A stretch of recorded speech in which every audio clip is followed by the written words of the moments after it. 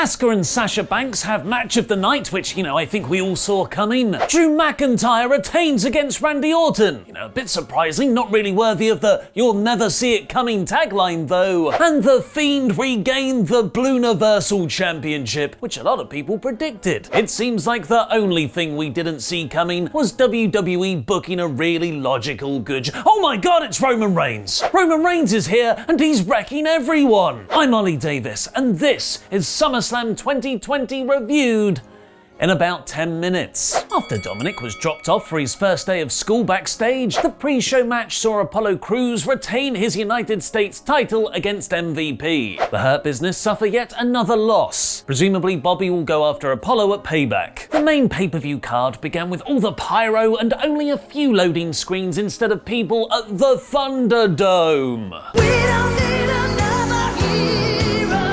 This is my first time reviewing a Thunderdome set show after it debuted on Friday's SmackDown, and I must say, while it initially felt like a nightmarish episode of Black Mirror, by halfway through I kind of forgot about the creepy LED screen fans. The arena, pyro and staging makes everything feel bigger, and the piped-in crowd noise, even when done live, is remarkably effective. I thought it actually really enhanced the wrestling, like the match of the night, which was actually technically two matches, Asuka versus Bayley and Sasha Banks. Because to talk about one is to actually talk about them both. Bayley targeted Asuka's legs in the opener by dropping her knees on the ring apron. It's the hardest part of the ring! And as expected, Sasha tried to interfere, letting Bayley win with a roll-up, for Banks to get a few cheap shots in afterwards as the camera cut to a very pixelated crowd. They show their outrage with more pixels. With Asuka's legs now injured, it set the stage for her Sasha match later on. Bayley even got a broom out in an interview with Charlie Caruso afterwards to gloat about her and Banks getting a clean sweep. Can you make it to WWE confirmed? So by the time the anti-penultimate match began, everything felt significantly heightened because the groundwork had already been laid. The Bayley match was Infinity War,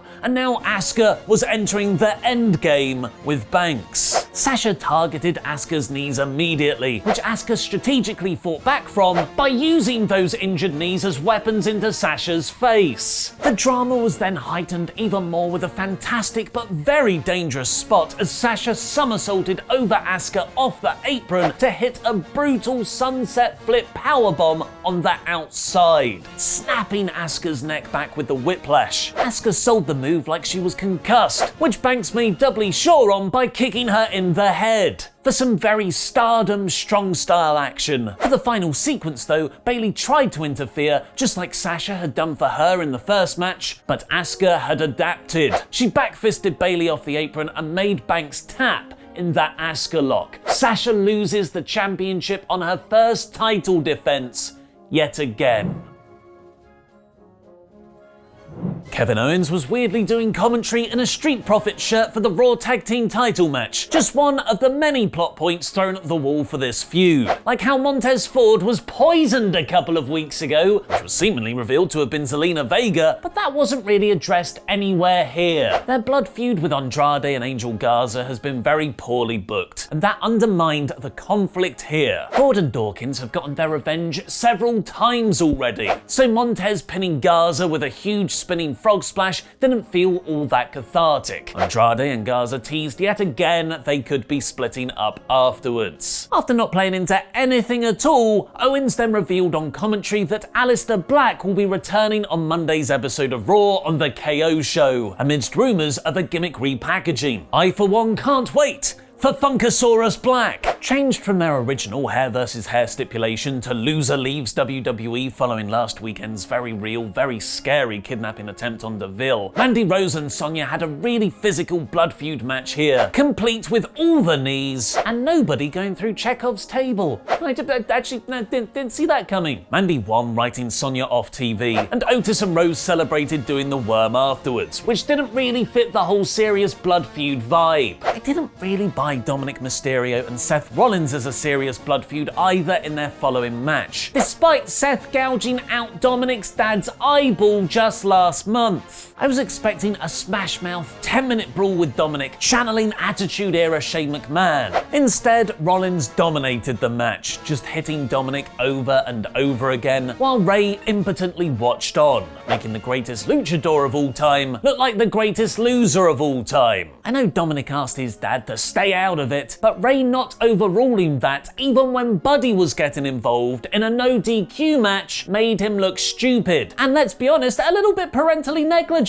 Dominik impressed in parts with rolling kip-ups and a few frog splashes for his legal dad, but this went on for over 20 minutes. It was the longest match on the show. The soap opera stuff was fun at the end, as Dominik's mum, who sadly wasn't Vicky Guerrero, walked out to be chased by Seth and Buddy, letting Dom run wild with some 309.5s. But true revenge was rather frustratingly delayed yet again, as a handcuffed Ray had to watch Seth stomp Dominik to win. Thanks for re-signing with us, Ray! The LED fans then had a bit of innocent fun with one showing a beach ball on screen. That's when you know it's a SummerSlam, a Pikachu, apt for the Thunderdome, and a sign that read Fire Velveteen Dream. I got out of hand fast. Interestingly, Ryan Satin posted a picture of the protest on Twitter, and Dream's NXT colleague Rhea Ripley liked it. After Shawn Michaels still wasn't selling the punt, kids these days don't know how to work, he cut a promo from inside an escape room. Look in the globe, Shawn! Key's probably in there. Drew McIntyre came down for a great WWE Championship match against Randy Orton. Some people said on our live reactions they found this match boring at 20 minutes, or that the finish was weak and lackluster. But I found this to be a fantastic old school style main event title fight, with both Randy and Drew getting busted open hard way and some great ring psychology, as McIntyre locked in the figure 4, a tribute to the Ric Flair sacrifice 2 weeks previously.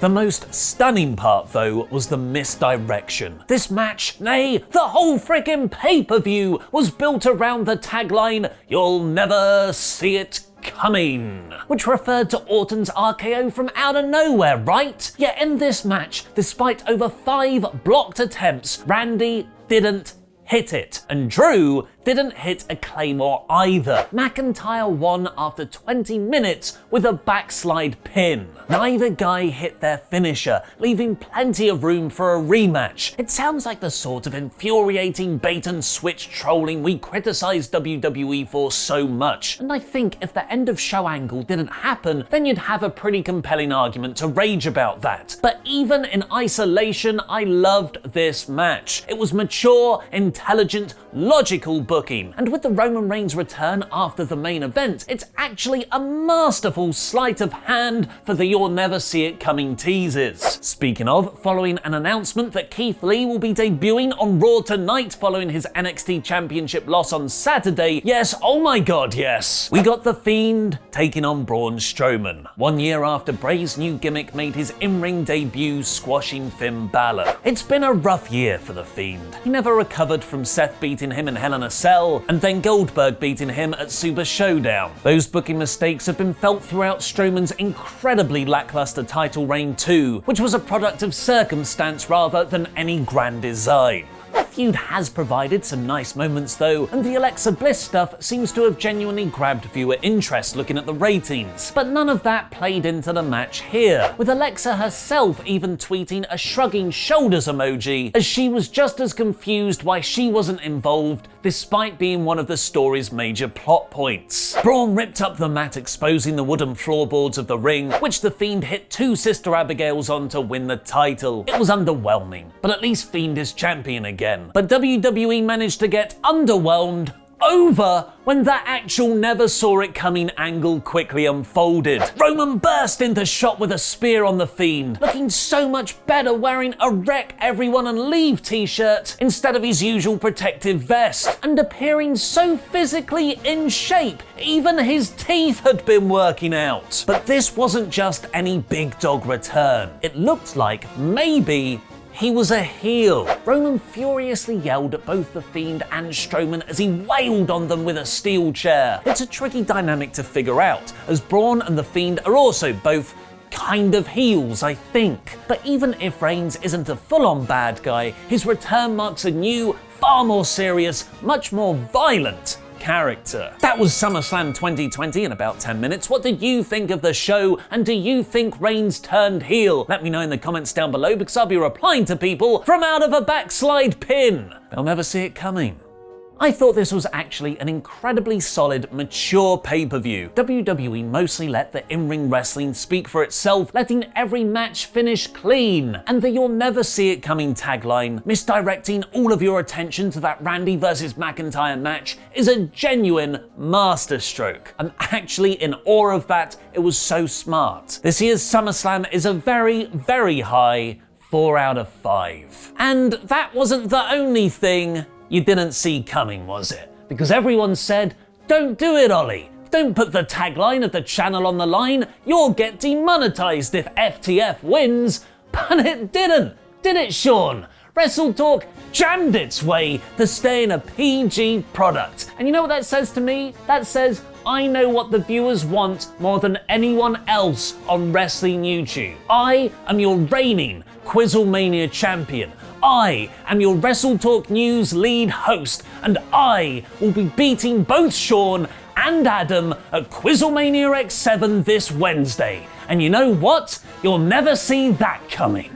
There was also a shock NXT title change at TakeOver XXX. Watch Chopper Pete's review of the very good show by clicking the video on the right. And what are 12 celebrities who appeared in wrestling as a heel? Click the video below that to learn more. Subscribe to WrestleTalk for daily wrestling news videos. I've been Ollie Davis.